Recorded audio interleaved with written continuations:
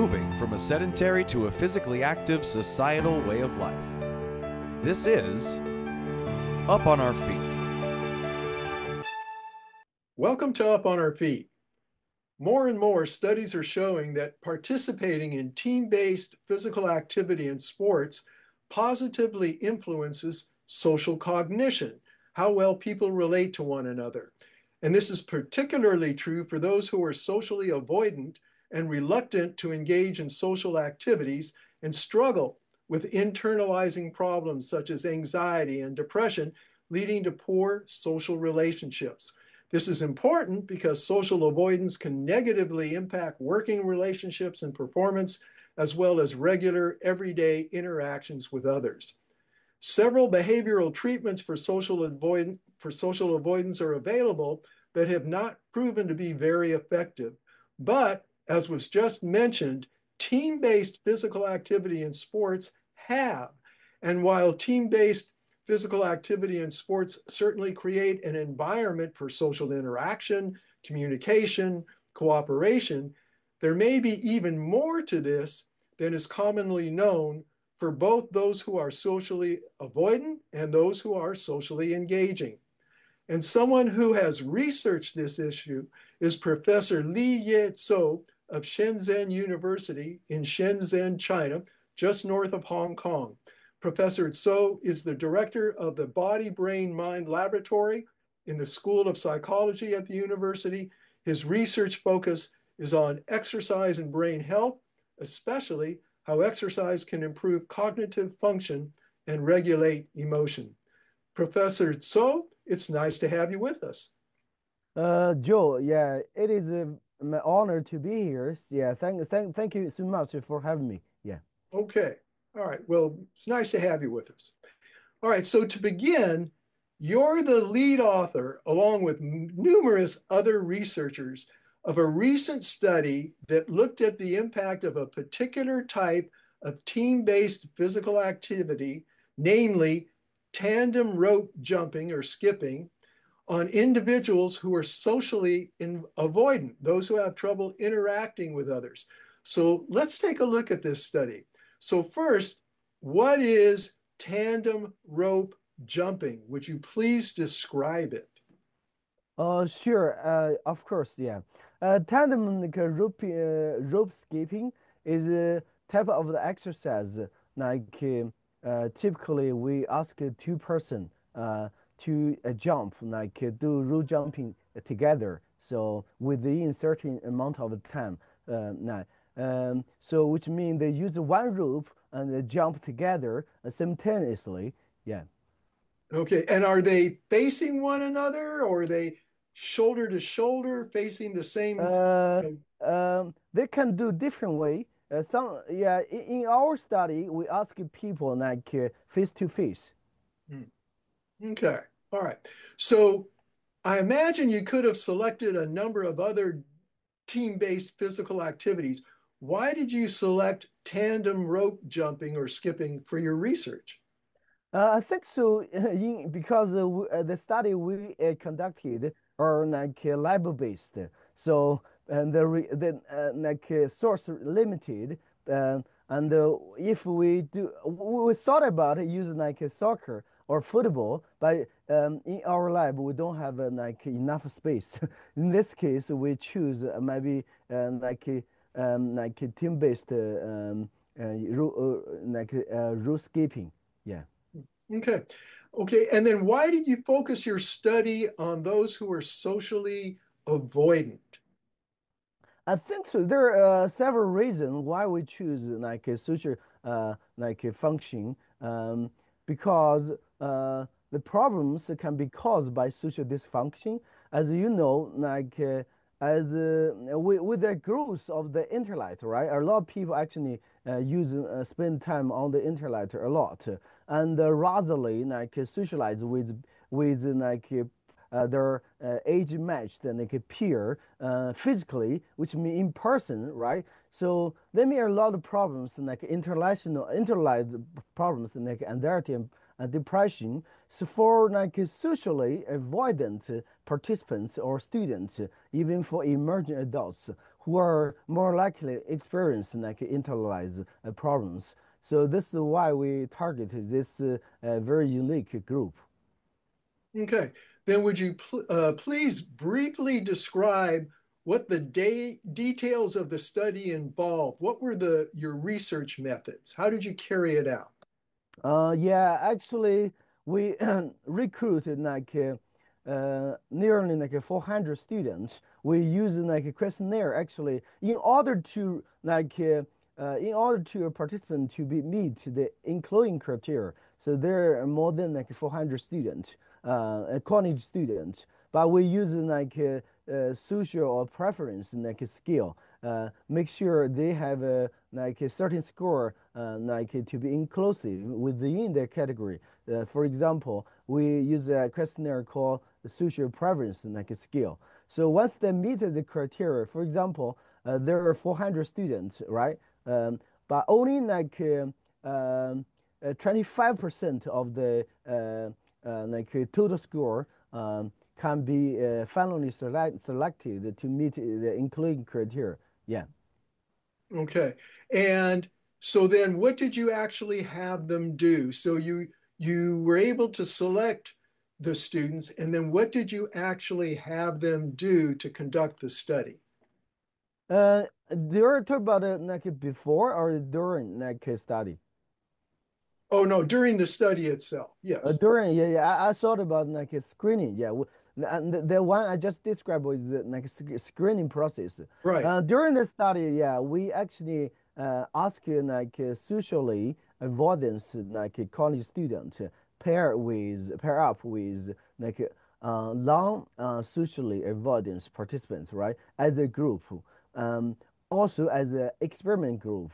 So we also recruit another participants, which non-socially avoidant participants as a control group. So once we pair up successfully, all the two of the group, which is experiment group and a control group, were asked to go through and perform the two different conditions. One is the exercise, another one is just sitting. So two people as a pair, so were asked either to perform tandem route skipping for 30 minutes. Another group so sitting over there actually in our lab room for 30 minutes as well. By all the people actually they're wearing pointers to measure their heart rate. Yeah. So before and after we measure their behavior outcome, in the meanwhile, they're wearing the EEG's device to measure their brain activity. Okay. So that's how you went about doing the study. And what was your goal? What were you seeking to find out using the pretest here, the tandem rope jumping? What were you seeking to find out? To be honest with you, as a scientific, so guess we proposed at the beginning, um, we want to find out whether tandem route skipping uh, is beneficial for improving the social function, as indicated by interbrain secretly, which is one of the key biomarker of the brain activity for social function. Yeah. So obviously, finally we found we found a tandem route skipping effectively improve the social function. Yeah. Okay, so that's what you actually learned, that in fact doing the tandem rope jumping or skipping actually positively impacted social cognition. That's correct. Yeah, on the another side, which we did not share in this study, we share in the following premise study, following manuscript. We also measure the behavior a change. Uh, Beside the subjective measure and objective measures of the EEG, we actually observe the change. For example, those people who before come our lab before starting this study, they don't know each other in person. So we observed like the change, the behavior change, which they hang out very like after 30 minutes, 30 minutes rule skipping. What I observe is they're become a good friend.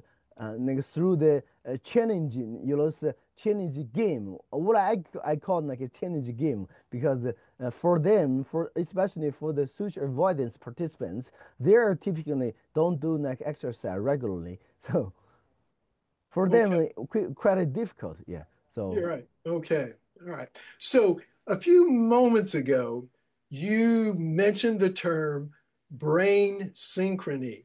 What is brain synchrony? Um, yeah, this a little bit complicated because it is a neuroscience perspective. So, so That's two okay. people, Go ahead. yeah, Go ahead. two people actually, there's a game, what would you call the dolphin game, right? People, before and after, they're asked to sit side by side, right? And then play the game. And also, they use it, which means they are sit in front of two different screen.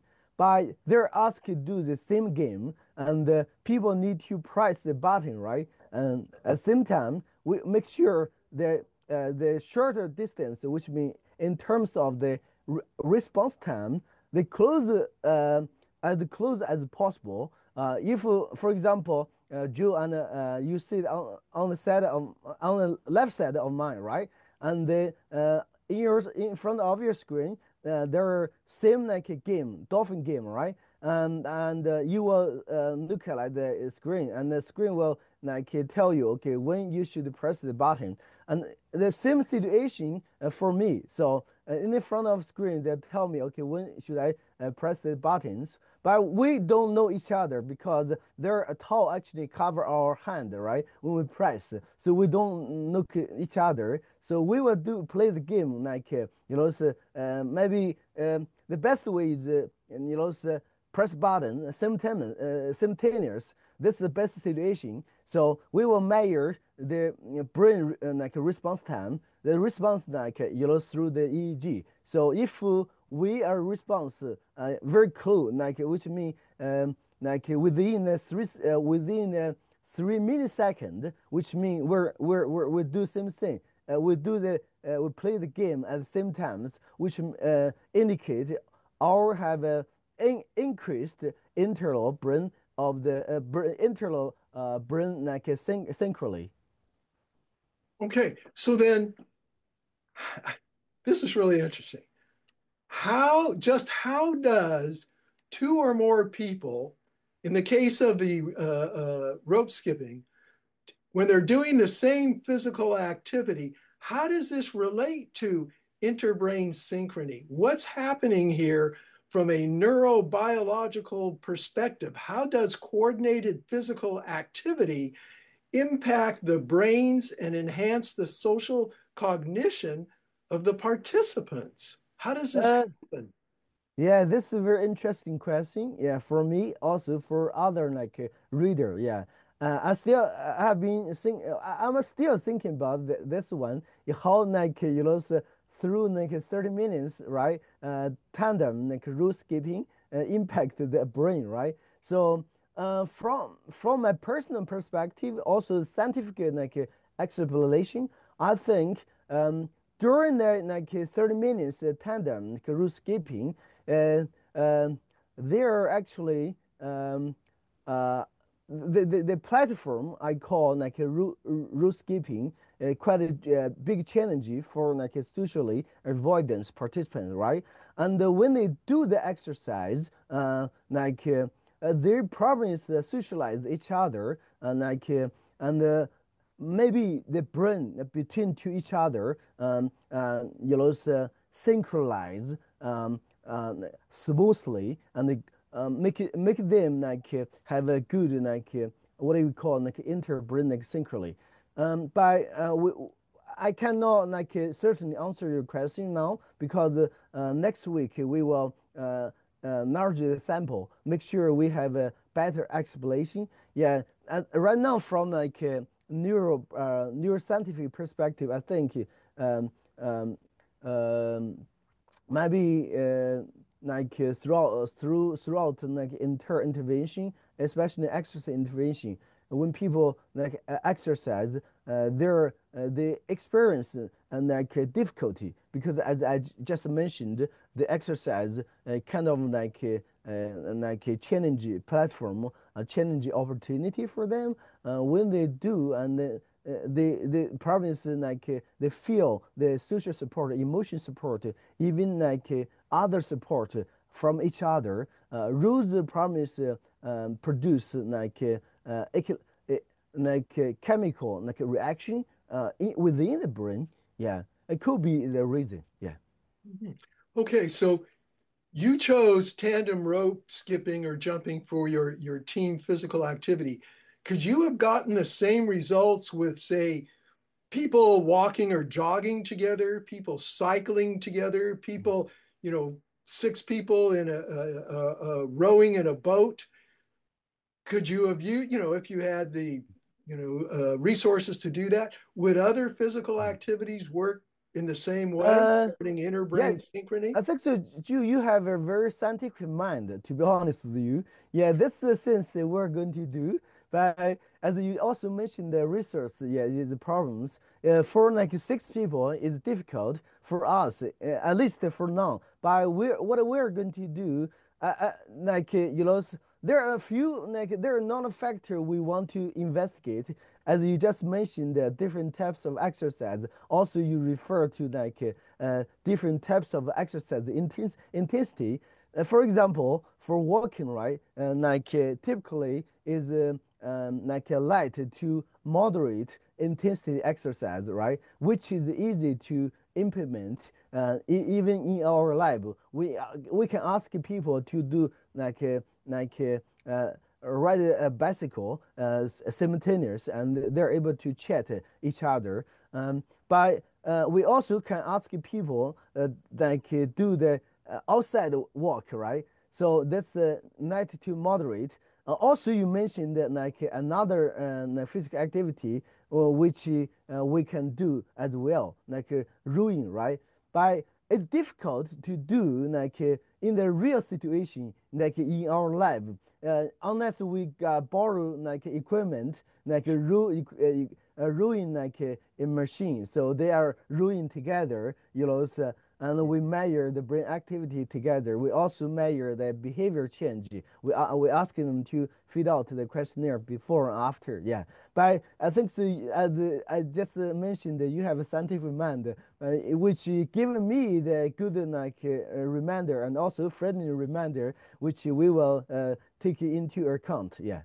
All right, well, I'm glad that's happening. Okay, so while this is certainly relevant for those who are socially avoidant, given the results of your study, have you thought of the personal and social implications of the results of the study for the general population, especially in the context of inner brain synchrony? You know, how might this relate to kids at school or adults at work or people of all ages in their personal lives?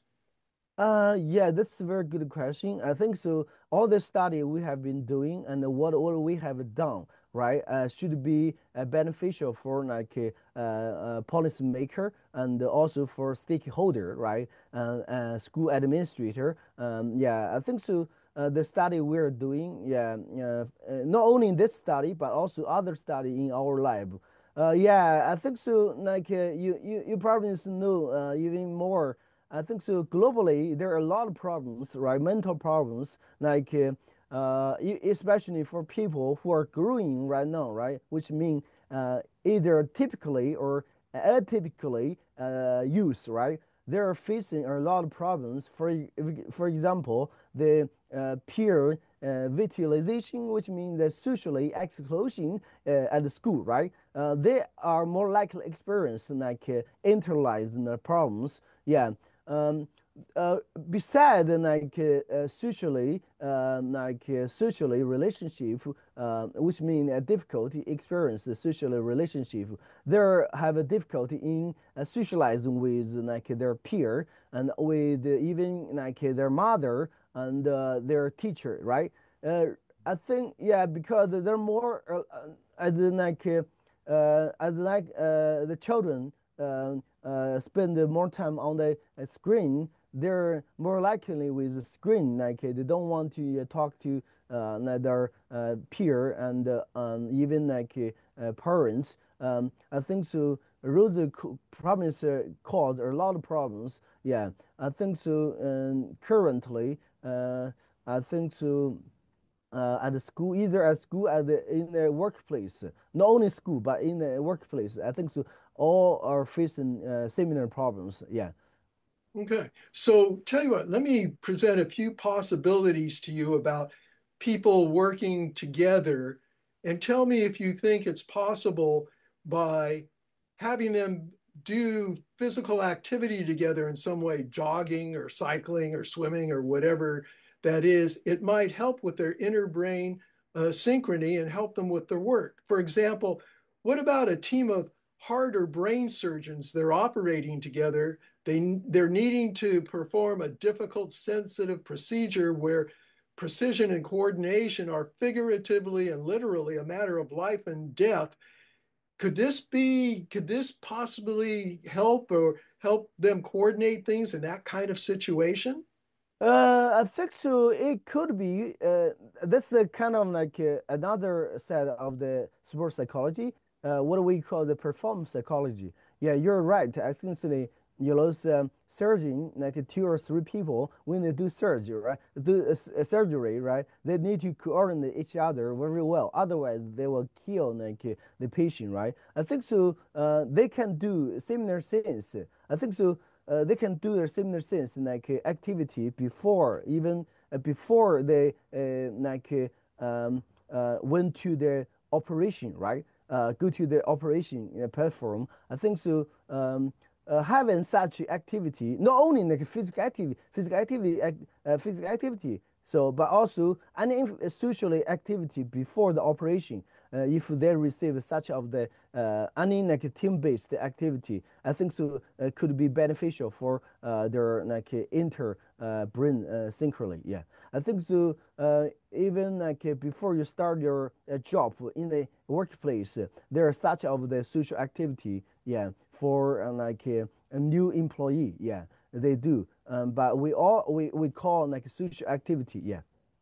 Okay. Then, given what you just said, might it be reasonable to think that individuals doing the same type of sport or physical activity together at the same time can lead to improving people's performance and states of mind in all walks of life? Again, it sounds like this isn't just for those who are socially avoidant. That's a very good question, to be honest with you. Yeah, in our study, when we published a paper, and also we received a lot of feedback, right, from a reviewer and also from our co-author. Yeah, to be honest, this is one of the limitation which we did not carry out in our in this study in the published paper, right? We did not actually ask people to perform individual exercise, which perform individually. I cannot answer your question for now, but hopefully, for our upcoming study, because we actually ask people to perform the exercise individually. So I compare with team-based rule skipping. But for now, I don't have any certain answer. Yeah, but I can propose a scientific guess. Maybe they're quite different. Yeah, they will make it a little bit difference because individual and team-based could be differentially or differently impact or influence have a different impact on inter brain synchrony. Yeah. Okay. So we're the American Sports Institute, and I used to be the sports psychologist for the San Francisco Giants baseball team, and I've also done sports psychology with Olympic athletes, high-powered amateurs, athletes from all walks of life. And what I have learned, the athletes, they've never heard the term interbrain synchrony. They're not researchers, but for decades, they've talked at length about how they mentally connect with one or more teammates, reading into one another's minds, knowing what their teammate is going to do before he or she actually does it. And in this context, what's so interesting is that one athlete will say, yeah, I've got my rhythm. I get into my rhythm. And then when two players on the same team have the same rhythm, they talk about how they're in sync, as in interbrain synchrony. And if it's a whole team, say an international football team, if the whole team is in sync, that team has momentum and they're just about unbeatable. So given your research, is there possibly anything to this, what the athletes have been talking about for decades, that they don't know from a scientific perspective, but they know from experience?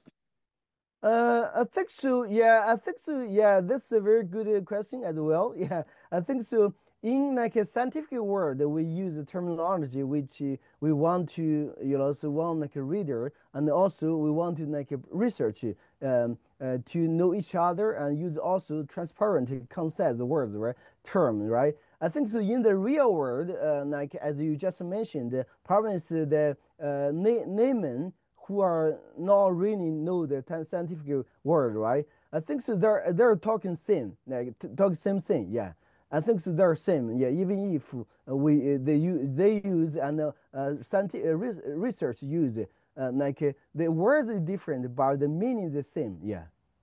Okay. All right. So based on your research then, and all the things you've been saying, could interbrain synchrony happen without people first engaging in some type of group or team-based physical activity that we've described here? Or is physical activity of some kind essential for this to happen? Um, I haven't got into, to be honest, I cannot give you a certain answer for now. Yeah, but from my experience, because I have another colleague who are doing another research, maybe without like social interaction, it could happen, but could not happen. Yeah, but to be honest, as a scientist, I cannot give you like a certain answer for now, at least. Yeah, Okay. All right. I don't want to make a mistake. So yeah, That's okay. That's yeah. all right. All right. Final question. Over the course of your professional career, and with all the research and studies you've done regarding the impact of exercise on brain health, in the big picture of things, what's the big message, the big takeaway, the major conclusion you've come to? Uh, are you referring to this study or are you referring to all the exercise neuroscience? All the studies Mm. you've done regarding Okay, sure. Yeah, exercise and brain health. yeah, sure. Just yeah, allow me to briefly introduce a little bit history of the exercise neuroscience. You probably know because you know Chuck very well, yeah, and you probably know the art Kramer, right? I think so. For neuroscience, like the history of the exercise neuroscience, people start and exercise the neuroscience in terms of the aging, like population, right? Which a lot of people who are facing or suffer like a cognitive decline or cognitive impairment. So people use exercise to help rules like aging population, which older adults, to alleviate the process of the cognitive decline or cognitive impairment. This start point. But for me, because I also read the article, but for me, my personal philosophy, like over the past or even 30 decades, right? Yeah, kind of like 3 decades. People just want to find out whether exercise are beneficial for brain health. But for now, I'm trying to use like the like a result and also trying to implement a result into the real situation. This is why a lot of study